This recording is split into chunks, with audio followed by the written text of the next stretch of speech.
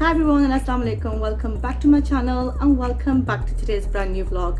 So today's vlog will be actually recorded in a three-part. I'm actually going to share my recipe of Halwa, Puri and Chole.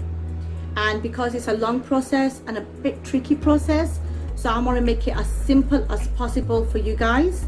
So I'm going to actually, part one will be Chole, which is chickpea. Part 2 will be Puri and the part 3 will be Halwa. So let's get started with today's part 1.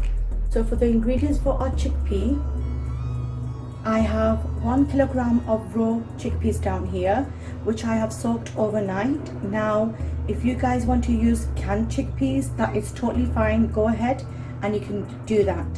For the spices, I have salt, red chili powder, cumin seeds, turmeric powder, paprika powder, all garam masala, which I have actually crushed. I put them in a coffee grinder and grinded the garam masala. I have half a cup of yellow split chickpea, so basically chana dal, and I'm actually going to use that as well. Green chilies, tomatoes, Spanish onion, ginger and garlic paste combined, coriander for garnishing, and yogurt, natural plain yogurt.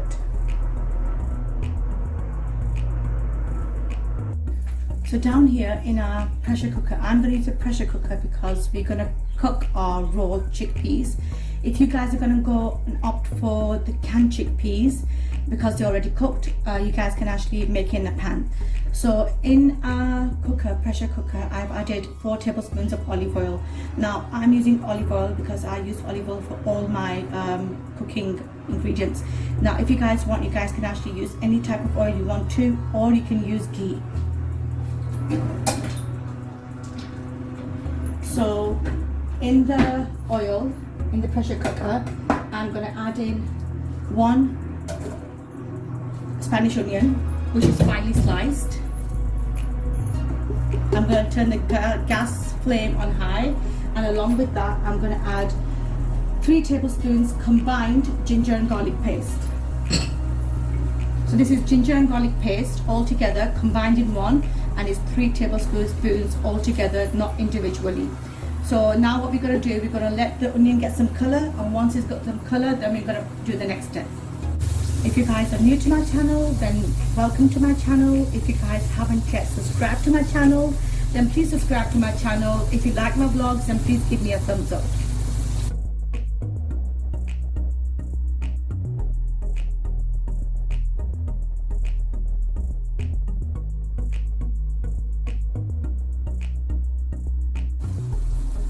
So now our onion and ginger and garlic have got the color that we need. They've got the golden color. So in this stage, what I'm going to do is I'm actually going to add in the tomatoes. So this is 1.5 tomatoes, medium-sized tomatoes, finely diced.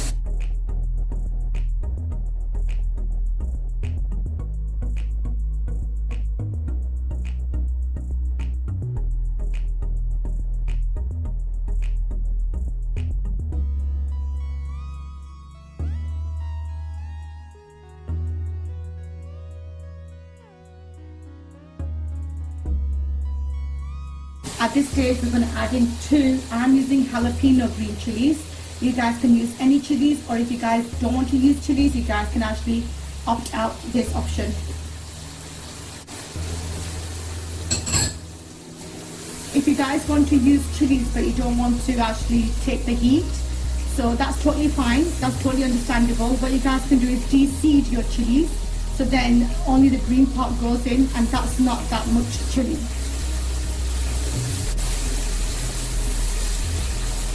We're going to let the tomatoes saute and soften up for about 5 minutes, and after that we're going to put this in a food processor, blend it and put it back in the cooker. You guys can also use a hand blender this time, or if you haven't got a hand blender or a food processor, you can use a blender, juicer blender. You just put a little bit of water in it, which normally I don't recommend.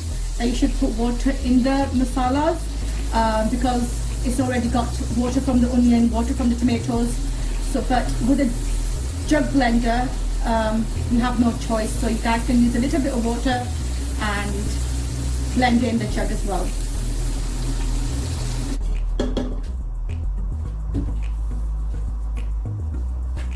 So now I've actually pureed my masala, and now we're going to add the spices. So in the spices, I'm going to add half a tablespoon of red chili powder. You guys can actually add as much as you guys want to. I'm going to add in 1 whole teaspoon of salt. Like I always say, add salt according to your taste and your requirement. I'm going to add half a tablespoon of paprika powder. I'm going to add half a tablespoon of whole cumin seeds, half a tablespoon of turmeric powder.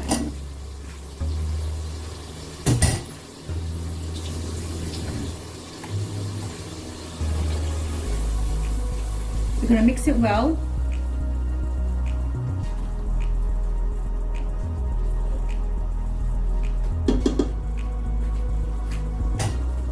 So at this stage, this is what our masala should look like. The oil has come up and this is how it's pureed.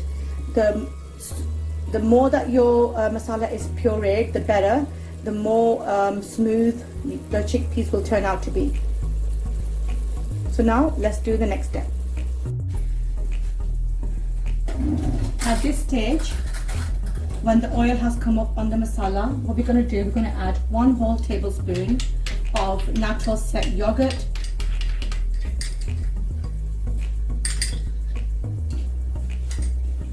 and we're going to mix it well.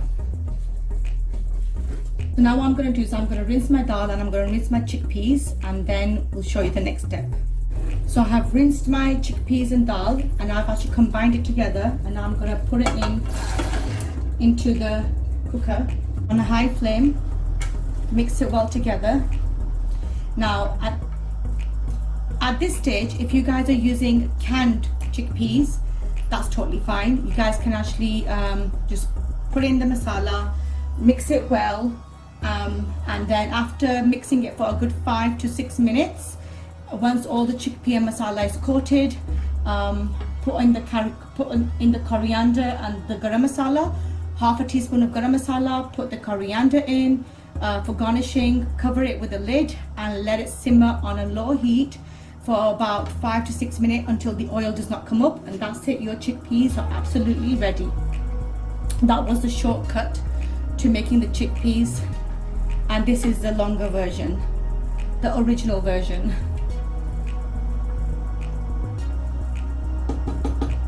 So now I'm going to let this simmer for 5 to 6 minutes. And then what we'll do is we'll add in some water, put the cooker on, let the whistle blow, and wait for our chickpeas to cook. Also at this stage, try your masala and see if all the spices are okay, especially the salt. If the salt is less, then you can add more in. So now after 5 minutes of the chickpeas simmering, what I'm going to do is I'm going to actually add in 12 ounces of water. So basically 12 to 14 ounces of water you can add in, and then what you're going to do, you're going to close the cooker, you're going to put the whistle on. Now once the whistle has started blowing, put a timer on for 12 minutes. Put the timer on for 12 minutes, and hopefully the chickpeas will be ready.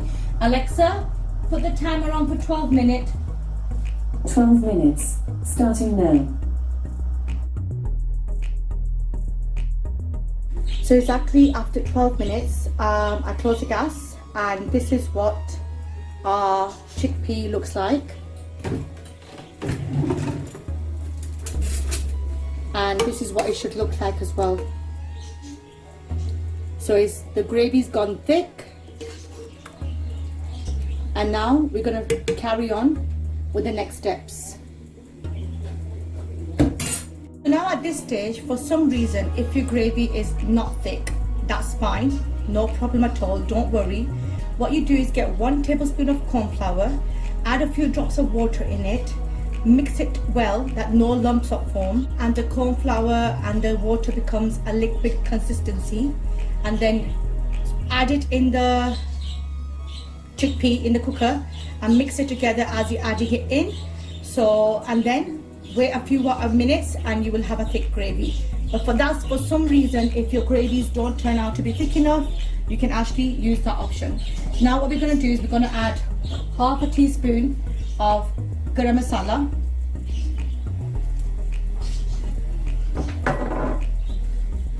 So now what we're going to do is we're going to let this simmer for a few minutes until the oil does not come up. And once the oil comes up, that's it. Our chickpea curry for our halwa puri chole are ready. So our chole for our halwa puri will be ready. And now you guys can see the oil is coming up and our chole are absolutely ready. I'm going to take them out and I'm going to put them in a serving dish and I'm going to show you the final look. So guys, this is the first part that has been completed. These are my chole for my halwa puri, my chickpea curry. And can you see the color that has come on the curry? And they're absolutely delicious. And I'm serving it with cumin raita, which is cumin, yogurt, salt, pepper, milk mixed together, and obviously achar, pickle, because no halwa puri is complete without achar. So now we're going to carry on to part 2, which is making the puris.